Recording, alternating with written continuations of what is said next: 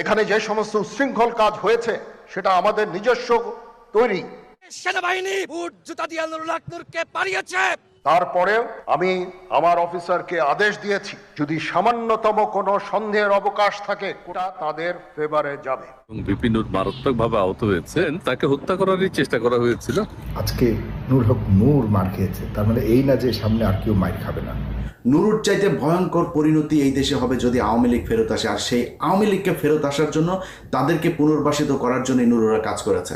নুরুল হক নূরকে দিয়ে শুরু, নূরের মতো জামাত, বিএনপি এবং বৈষম্য বিরোধী ছাত্র আন্দোলনের নেতারাও ভবিষ্যতে মাইর খাবে। যদি তারা এখনই ঐক্যবদ্ধ না হয় তাহলে ভবিষ্যতে বাংলাদেশের রাজনীতি আরও ভয়ঙ্কর হবে।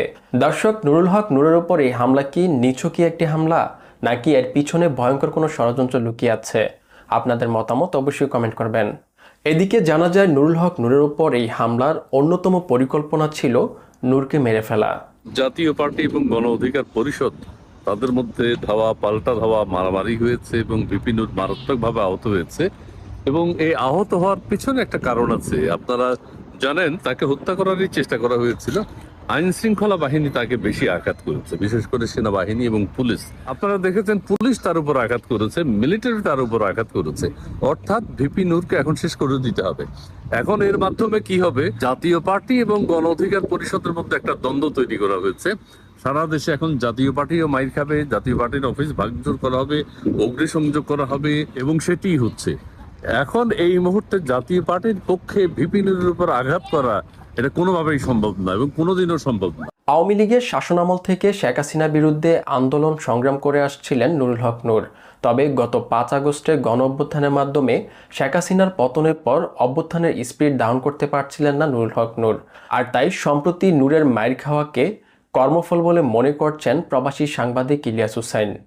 যদিও নূরের যে ঘটনা, এটা নূরেদেরই কর্মফল। কর্মফল কিভাবে সেটা আপনাদেরকে আমি বলি।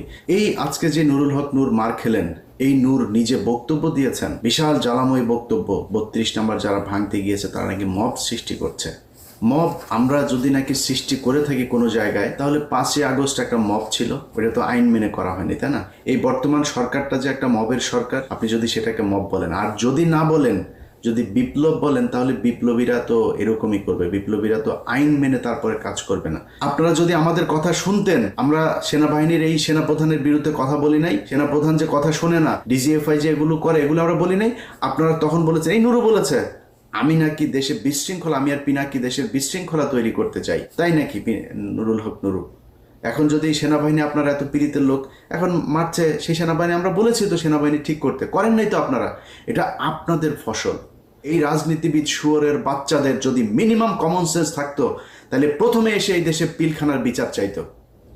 একটা শুয়োরের বাচ্চা, কোনো শুয়োরের বাচ্চা দেখেন, কোনো যেই কটা রাজনীতি করে, কোনো শুয়োরের বাচ্চা যদি দেখেন আপনি কেউ এই করে আপনার এর বিরুদ্ধে পক্ষে কথা বলেছেন, কেউ বলে নাই বিডিআরের পক্ষে। বিডিআর তো কিছু চাই নাই আপনাদের কাছে, এই দেশটাকে আওয়ামী মুক্ত করতে চেয়েছে, সেই জায়গায় আপনারা এখন নাই। আপনার সাথে আমি এক হব কেমনে? আজকে নুরুর যে ঘটনা, নুরুর এই ধরনের ঘটনা এর আগে ঘটে নাই, আমরা তার পক্ষে ছিলাম না। আমার ভিডিওতে পেছনে যান, 2019 সালে যান, 20 সালে যান, যাই দেখেন আমি ইলিয়াস নুরুর পক্ষে দাঁড়িয়েছি। সেদিন নুরু তোমার পক্ষে এই বাংলাদেশের কোনো মিডিয়া কথা বলে নাই। আমরা যারা বাইরে আছি, তারা, আমার যারা শত্রু বাইরে আছে, তারাও তোমার পক্ষে কথা বলেছে। তোমার তাদের প্রতি এইটুক রেসপেক্ট রাখা দরকার, তুমি রাখতে পারো নাই। আপনাদের কাছে অনুরোধ জানাই ভাই, যারা এখনো পর্যন্ত সচিবালয়, পুলিশ, প্রশাসন, সেনাবাহিনী সব জায়গায় আওয়ামী লীগের লোকজনকে টাকা পয়সা নিয়ে তারপর বসিয়ে রেখেছেন, এর বিচার আপনাদেরকে, এই নুরুর মতো, নুরু যেভাবে আঘাতপ্রাপ্ত হয়েছে এইভাবে আপনাদের কপালে ফিরে আসবে।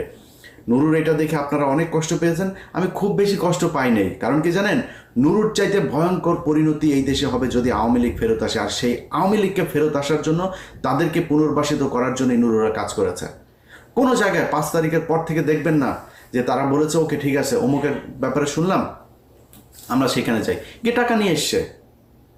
এখন ওই কথা যদি নাকি আপনাদেরকে এক এক করে যদি বলতে হয়, সেটার জন্য ভিডিও তৈরি করেছিলাম, কোথায় কোথায় কি করেছে, বাট পরিস্থিতিটা আমাকে সেই ভিডিওটা আপলোড করতে দেয় নাই, দিলাম না, এতটুকুই বললাম। এখনো সময় আছে, নুরু সহ বিএনপি, জামাত যারা যারা আছেন, এই বিপ্লবীদেরকে মব ট্যাগ দিয়ে তারপরে আওয়ামী লীগকে পুনর্বাসিত করে যদি নাকি দেশ চালাইতে চান, আপনাদেরকে সামনে আরো অনেক বিপদ পোহাইতে হবে। নূরের উপর পুলিশ এবং সেনাবাহিনীর হামলার পর সেনাবাহিনীর দায়িত্বশীলতা নিয়ে প্রশ্ন উঠেছে। বিশ্লেষকরা বলছে সেনাবাহিনীকে দিয়ে আর বেশি দিন দেশের আইন শৃঙ্খলা নিয়ন্ত্রণ করা ভালো কাজ হবে না। এতে সেনাবাহিনীর সদস্যরা বিভিন্ন অন্যায় এবং দুর্নীতির ঘটনায় জড়িয়ে পড়বে। সেনাবাহিনীকে দিয়ে আইন শৃঙ্খলা রক্ষা করানো আসলে খুব ভালো কাজ না। এটা আমাদের আসলে উপায় ছিল না একটা সময়ে, কিন্তু আমরা এখন পর্যন্ত সেনাবাহিনীকে মাঠে রাখতে হচ্ছে, সত্যিকার অর্থে নির্বাচন পর্যন্ত রাখতে হবেও। এজন্য আমরা দেখেছি আমাদের সেনাপ্রধান প্রায়ই তার বাহিনী দ্রুত নির্বাচন চান, যাতে তার বাহিনীকে নিয়ে তিনি ব্যারাকে ফিরতে পারেন। এতে সংকট নানা রকম। একটা হচ্ছে তাদের যে নিয়মিত ট্রেনিং, যুদ্ধের ট্রেনিং, সেটা থেকে তারা দূরে থাকছেন, এবং তারা মাঠে থেকে তাদের মধ্যে কারো মধ্যে অন্যায় দুর্নীতিও ঢুকছে। যে কথাটা বলছিলাম, সেনাবাহিনীর ট্রেনিং কিন্তু আইন শৃঙ্খলা রক্ষা করা না, তার বল প্রয়োগের ট্রেনিং হচ্ছে উল্টো, শত্রুপক্ষের প্রতি। সে যখন গুলি করে, এক গুলিতে এক শত্রু মেরে ফেলার জন্য গুলি করে। সুতরাং সেনাবাহিনীকে দিয়ে যখন আমরা আইন শৃঙ্খলা রক্ষা করতে যাব, এতে এই ধরনের ডিসপ্রপোর্শনেট বল প্রয়োগ করার সম্ভাবনা অনেক অনেক বেশি। তারপরও যেটা সবচেয়ে জরুরি কথা, যে কোনো পরিস্থিতিতে, যে কোনো প্রেক্ষাপটে নুরুল হক নূরের উপরে এই পরিমাণের বল প্রয়োগ করা গর্হিত অন্যায় হয়েছে। খুব দ্রুত খুঁজে বের করতে হবে কারা কারা এর সাথে জড়িত ছিলেন এবং সেটার ব্যাপারে ব্যবস্থা নিতে হবে। অভ্যুত্থানের পরবর্তী সময়ে বাংলাদেশের রাজনৈতিক দলগুলো বিভিন্ন ভাগে ভাগ হয়ে আলাদা আলাদাভাবে নিজেদের আধিপত্য কায়েমের চেষ্টা করছে। এতে রাজনৈতিক দলগুলোর মধ্যে ঐক্যতা হারিয়েছে, আর এর ফলে এভাবেই মাইর খাচ্ছে রাজনৈতিক নেতারা। ঐক্যবদ্ধ শক্তি নিয়ে কাজ করতে হবে। এভাবে আলাদা আলাদাভাবে গ্যাং স্টাইলে রাজনীতি হয় না, গ্যাং স্টাইলে সংগঠন হয় না। আমরা গ্যাং স্টাইলের সংগঠন থেকে রাজনীতি বের হতে চেয়েছি বলেই 24-এ রক্ত দিয়েছে মানুষ, কিন্তু সেই রক্তের প্রতিফলন আমরা এখনো দেখিনি। সুতরাং আজকে নুরুল হক নূর মার খেয়েছে, তার মানে এই না যে সামনে আর কেউ মাইর খাবে না। মাইর খাওয়ার সম্ভাবনা অনেক বেশি। এনসিপি ওয়ালাদেরকেও বলবো, একটু সতর্ক প্লিজ, সবাইকে নিয়ে রাজনীতি করার চেষ্টা করুন। এভাবে রাজনীতি হয় না, এভাবে গ্যাং হয়। এই পেটানোর বিষয়টির পেছনে কিন্তু গল্পটা খুব স্বাভাবিক নয়। এখানে অনেক ভারী গল্প রয়েছে, এখানে অনেক ভারী পরিকল্পনা রয়েছে। পরিকল্পিতভাবেই যে ভিপি নূরকে পেটানো হয়েছে সেটা মনে করি না, তবে পেটানোর যে প্রেক্ষাপট তৈরি হয়েছে এর পেছনে কিছু বিষয় রয়েছে।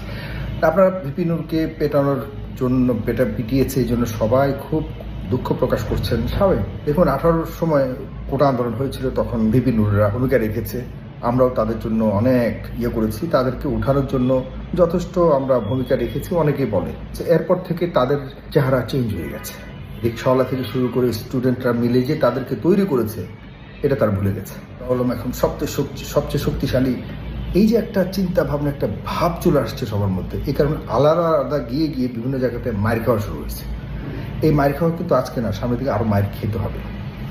খারাপ লাগবে, আমি কিন্তু এদের কারো বিপক্ষে না।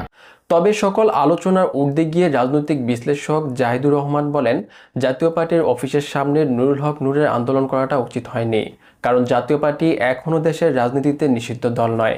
সুতরাং জাতীয় পার্টির অফিসের নিরাপত্তা দেওয়া আইনশৃঙ্খলা বাহিনীর দায়িত্ব। জাতীয় পার্টি যেহেতু নিষিদ্ধ রাজনৈতিক দল না, সুতরাং তার কার্যালয়কে রক্ষা করা আইন শৃঙ্খলা রক্ষাকারী বাহিনীর দায়িত্ব। সেই জাতীয় পার্টি মারাত্মক রকম স্বৈরাচারের দোসর। সে জাতীয় পার্টি শেখ হাসিনাকে ক্ষমতায় রাখার জন্য কিভাবে রোল প্লে করেছে, এগুলো আমি খুব ভালো মতো জানি। একটা রাষ্ট্র চলবে আইনের মাধ্যমে। জাতীয় পার্টি যেদিন নিষিদ্ধ হবে সেদিন জাতীয় পার্টির কার্যালয় বন্ধ হবে। এখানে যে তারা গেলেন, আমি এই যাওয়াটা, গণ অধিকার পরিষদের এই যাওয়াটাকেও এক ধরনের উস্কানি হিসেবে দেখতে চাই। দর্শক, 5 আগস্টের পর বর্তমান সময়ে নুরুল হক নূরের উপর এমন হামলা কি শুধু নিছকই একটি হামলা, নাকি এর পিছনে ভয়ঙ্কর কোনো ষড়যন্ত্র লুকিয়ে আছে? আপনাদের মতামত অবশ্যই কমেন্ট করবেন।